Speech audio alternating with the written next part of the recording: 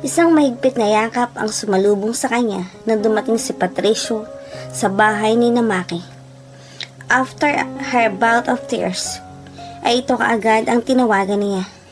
At kagaya ng dati ay mabilis pa sa alas 4 na nagtungo ito roon. Ginantihan niya ng mahigpit na yakap ito. Gusto sana niyang umiyak sa harapan nito, subalit pinigilan niya ang sarili. "Mika, what's wrong?" Bakas ang pag-aalala sa tinig ng binata. His gentle eyes look at her. "Patricio, I'm sorry." Hindi niya magawang tingnan ang lalaki sa mukha. Napakasama kasi niya dahil pinaasa niya ito. "Bakit ka humihingi sa akin ng sorry, Mika?" Inosenteng tanong nito. Dinala siya nito sa mahabang sopa sa living room. Naupo sila ng magkatabi. "Now tell me, why are you saying sorry?" All of a sudden, anito sa kalmadong tinig. She could not find the right words to explain to him. Ilang sandali siyang napipi. Patricio regarded her before speaking. "Tungkol ba ito kay Maki? You still have feelings for your husband?" There was sadness and conviction in his voice. Hindi niya naiwasan ang guilt na nadarama sa sinabi nito. Ganoon ba siya ka-obvious basahin? Tango lamang ang nagawa niyang sagot dito. "Paano mo nalaman?" she asked as an afterthought. "Mika, hindi naman ako manhid para hindi maramdaman na may nagbago na sa damdamin mo. Hindi rin ako bulag para hindi makita kung paano mo tingnan ang asawa mo." He smiled at her sadly but still continued comforting her in his arm. "I'm really sorry, Pat. Napakabait mo sa akin. At ang isinukli ko lang sa'yo ay pinaasa kita. I don't deserve someone like you." Nagsisising pahayag niya. "That's not true. You're a great person, Mika. Don't ever doubt that. Simula pa lang nang makilala kita, I've seen how you handle yourself. Ayaw na ayaw mong magmumukhang mahina sa harap ng iba. I love that about you. Kaya lang alam ko rin na hindi ka na masaya.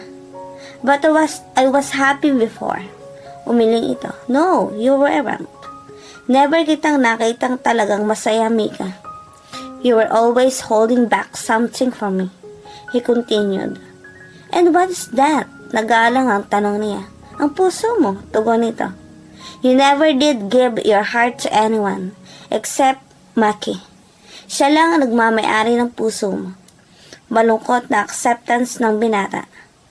Mika couldn't help the tears any longer. Niyakap naman niya ito at inalok. She wanted to deny all of it, subalit hindi niya magawa. Despite being hurt, she still loved Maki.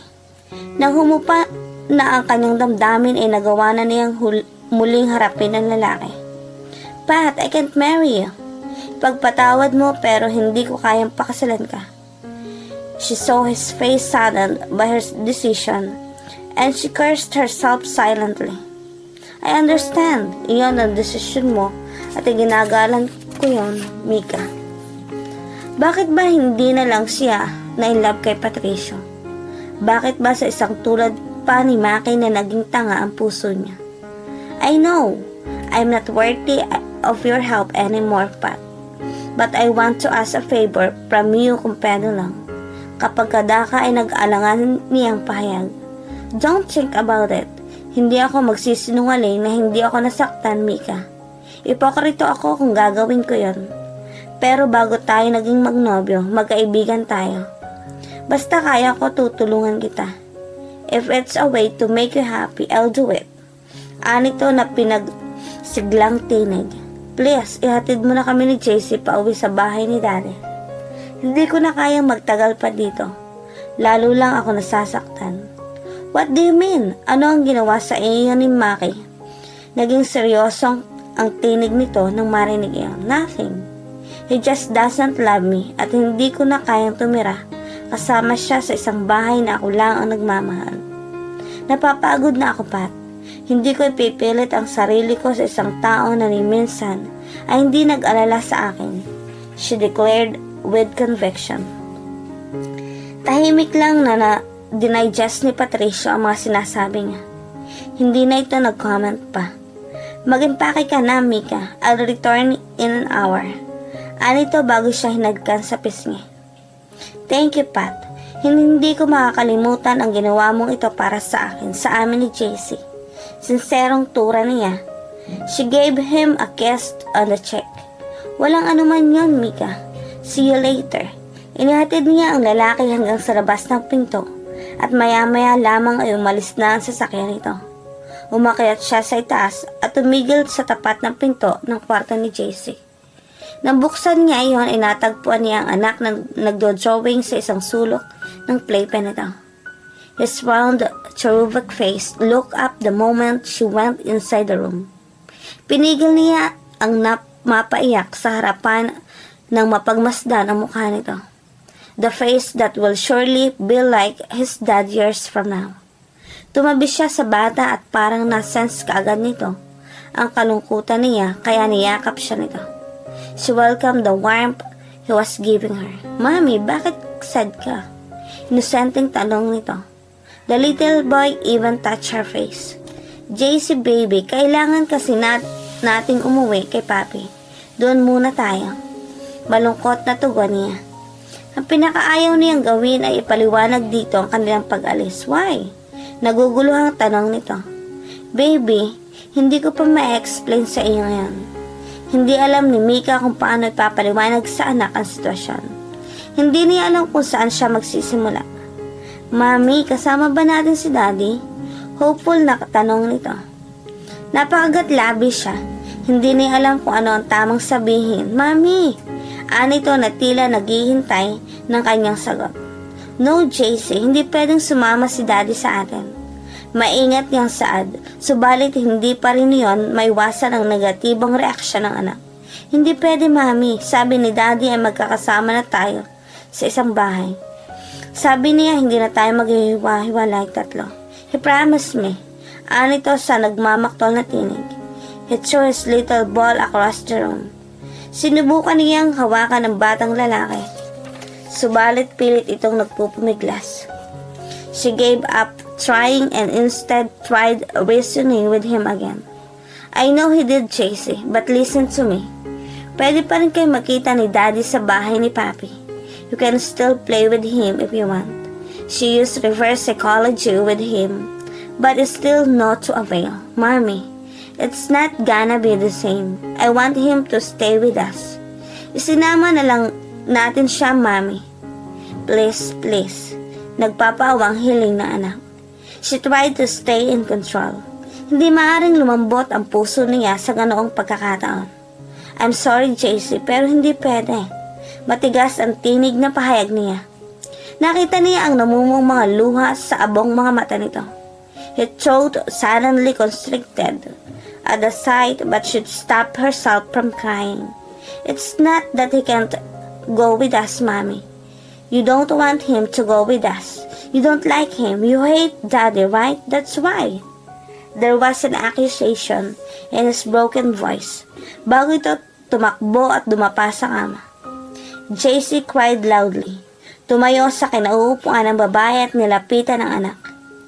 His little shoulder shrugged her effort to comfort him. Hindi siya nagpilit. JC, I know it's hard for you. Naiintindihan naman ni Mommy. Mahinahong sagot niya. No, you don't. You don't love him. You hate him. He mumbled beneath the covers and refused to her face. The words were like darts in her heart. She couldn't suppress the emotions she was holding back together. But I do, JC. I love him, but hearing her broken voice, dahan-dahang tumigil sa pag-iyak ang paslit at tiningnan siya. His eyes were still red from his outburst, subalit tiningnan siya nito with worry etched on his baby face. Dumaloy ang luha mula sa mga mata habang pilit ng ngiting pinakawalan niya. Such a bittersweet smile. JC, I don't think he feels the same. And it makes Mommy so sad. She tried explaining to the little boy between sobs. Mabilis siyang niyakap nito. Mommy, tahan na po. I'm sorry na. Please stop crying. Hindi magkandatutong pahid ng luha sa kanyang mukha ng anak niya. Kasabay niyon ay ang pagpupog nito ng halik sa kanyang pisngi. She let out a little laugh for him. JC, nakakahiya si Mami. Iyakin kasi talaga ako noon pa. Ngayon lang talaga lumabas. She joked behind his tears. Mami, sorry, malungkot at nag-aalala pa rin to ganito. Umiling-iling siya para pigilan ang bugso ng damdamin. She planted a kiss on her son's temple. You're forgiven. Buong pagmamahal na saan niya. Mami, makikinig po ako sa inyo. Hindi ko na po kayo paiyakin, promise po. Anito sa maliit na tinig, sabay singot. She kissed the tip of his reddened nose. What made you change of your mind, JC? She couldn't help asking him habang ikinukulong ito sa mahigpit na yakap. She needed his warmth right now. Because I don't want to see you cry, Mommy. Wag na po kayo iiyak, ha? JC asked her seriously. I promise, hindi na ako iiyak. She tried smiling at him convincingly. Matapos ang kanilang usapan ay mabilis na nakatulog ang anak dahil na din sa kaiyak nito kanina. Tumulay na si Mika sa kanyang silid at inihanda ng mga gamit. And despite her promise to her son, she couldn't help crying all over again. What did you say? Tila lukaret na tanong ni Roseanne. Nakatayo ito sa bukana ng bedroom ng condo unit nito. I said, tinatapos ko na ang relasyon natin, Rose. You're free as a bird.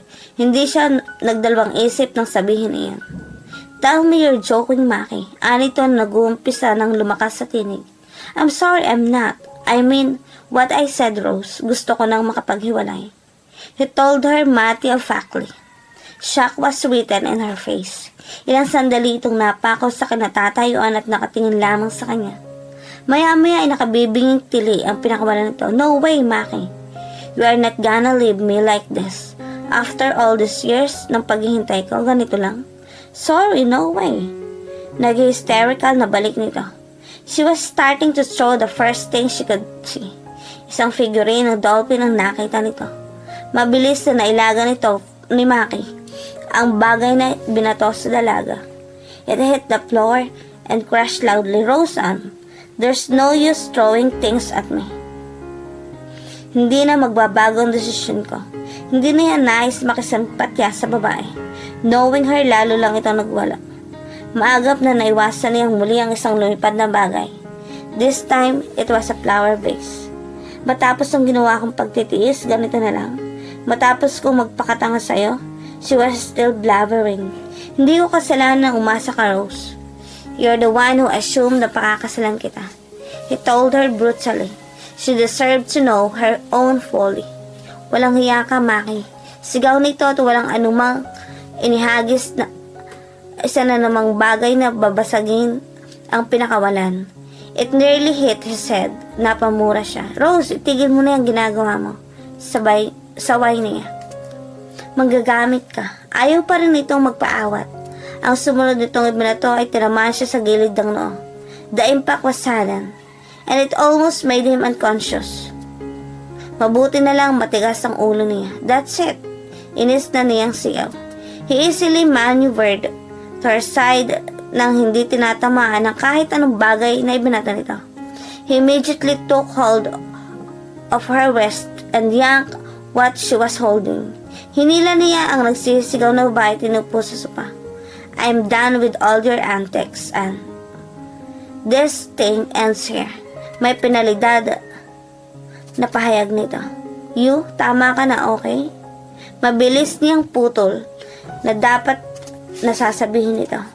Ako na ang lahat ng masamang sinasabi mo. Gusto ko lang malaman mo na dito na matatapos ang lahat sa atin. Alam ko namang hindi mo talaga ako minahal, Rose. You just hold on to me dahil alam kong may ibigay ko sa'yo ang mga gusto mo. Mga bagay na hindi na ibigay ng lalaking pinaikot mo. He didn't want to accuse her. Subalit iyon lamang ang paraan para tigilan siya nito sa ginagawang pagwawala. Mukha itong nasampal sa mukha sa sinabi niya. Her face was all red. But I divorced the old man immediately, Maki. Dahil ikaw ang totoong mahal ko. She even prayed hard. Really, Rose? Hindi ako ganun katanga. I need to go. Tila pagod na tugon niya. He was wasting his time with her. Nagsimula na siyang maglakad patungo sa pinto ng kondo. Nang pigilan siya ng tinig nito. Why? Why are you suddenly doing this, Maki? Hindi pa rin makapaniwalang tanong na Roseanne. Sandali lamang siyang huminto para sagutin ito. May ngiting nakaguhit sa kanyang mukha. Dahil for once, Rose, alam ko na talaga kung ano ang gusto ko. And I'm willing to give up all the stupid things I did in exchange. And with that said, walang lingon-lingon siyang lumabas sa unit with a clear destination in his mind.